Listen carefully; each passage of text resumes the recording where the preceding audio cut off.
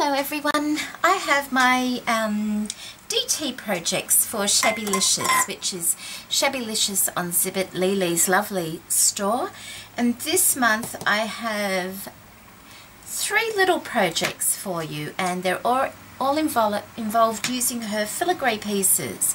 I was looking around the other day on YouTube and was watching some of Cynthia Luhu's work, and she uses a lot of filigree pieces, and it was just wonderful to watch. And so I decided that I would have a go at playing with a few filigrees, because I have a lot and we don't always know what to do with them. So the first thing I've done is I've made a bookmark, and this is using one filigree piece. It is using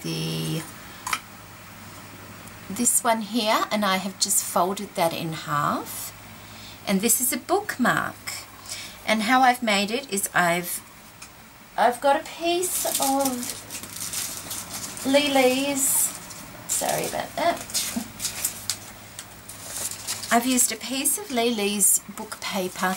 I've cut a piece of cardstock and half the width of the paper, then I've folded the paper in half, which will add some strength to the bookmark.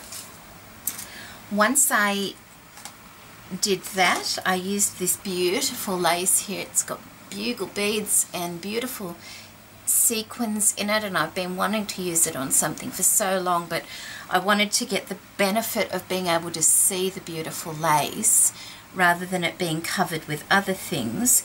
So this was perfect for it. So I've put that on the front, as you can see, so you can still see the book paper behind it, but you get the benefit of the beautiful lace.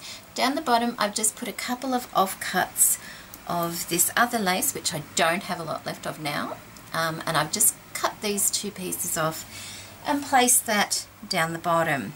On the other side I've just used some of this lace over the top of the book paper again. Obscures it just a little bit, but not too much.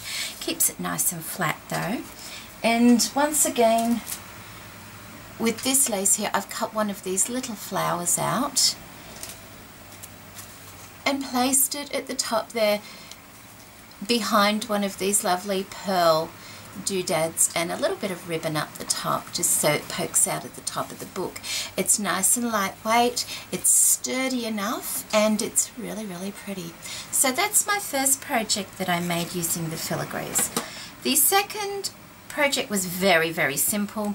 I'm doing a swap at the moment, and one of the items is an altered pen, and you know, I was playing around, and this is not my altered pen, of course. This is just a simple pencil that I took from my daughter's room so I could show you.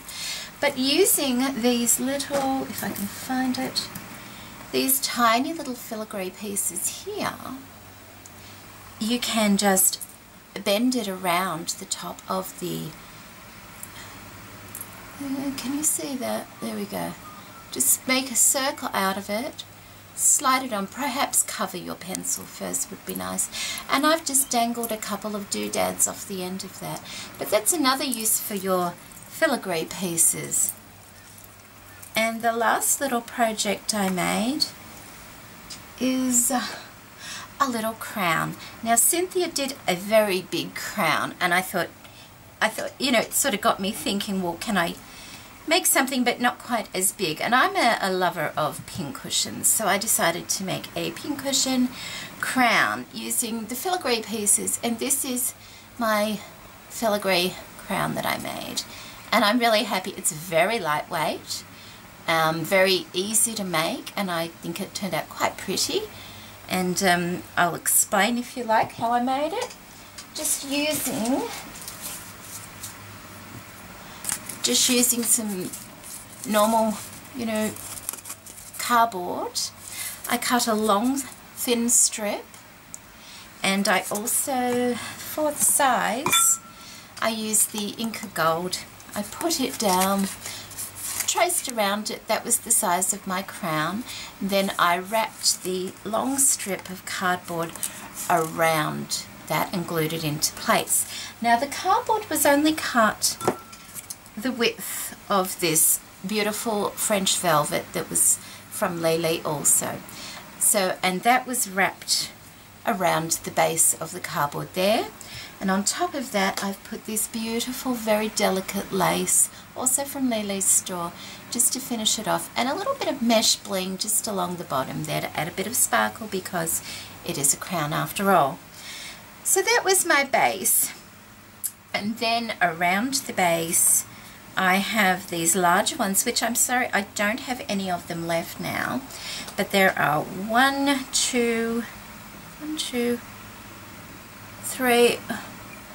4 of the larger ones, and they're the same. They're the same as this one, but they're the larger size. Can you see that? They're the same design as that one, but they're the larger size. So there's 4 of those. And then where they're joined, oh no. And then I've used some of these. I've used 2 of them, but I've cut them in half. And as you can see, I've just joined the top half to the center of the large one, just to give the pointy part. So there's 1, 2, 3 of those. You could add more, but I didn't have enough of the larger filigrees, so that's why my crown is quite small. So they were glued to the top of the large ones there. And then in between, and to hold them all together, I used these smaller ones here. As you can see, that's them there, and they're just all glued together to hold them. Now, at the time I made this, I didn't use my E6000, and I really wish I had. I don't use it very often, so I never think about using it. And so, you know, I saw a little bit of glue, and I'm not a fan of seeing glue. So I had these little Filigree, fleur-de-lis pieces, and I just put those over the top of the joins there just to cover the glue. But if you've got your E6000, then please use that so that, you know, you don't have to cover anything up. On the center of all these, I used Lily's doodad flowers and my own little gems in the center. On the top of the crown, I used one of these pieces, but as you can see, in the center, see, there's another flower. I pulled the center flower. There's actually 3 layers. I kept the center 2. I hope that's showing up. There we go. I kept the center 2, and I didn't use the larger part. I put it in the middle like that, and I put one of these little flower doodads of Lily's and another gem. To make the cushion, I've just got some pillow stuffing. I cut a circle approximately 10 inches, and I doubled it over, and it's all I've used for that is this like curtaining fabric here, and I've doubled that over and tied it, run a running stitch around it and pulled it tight and tied it. And then in the center, I've threaded a needle, and I want to show you if I can. Alright, so this is how a cushion is made. Okay, that was a big circle. It's got all stuffing inside of it. A running stitch was placed around it, and then it was pulled tight.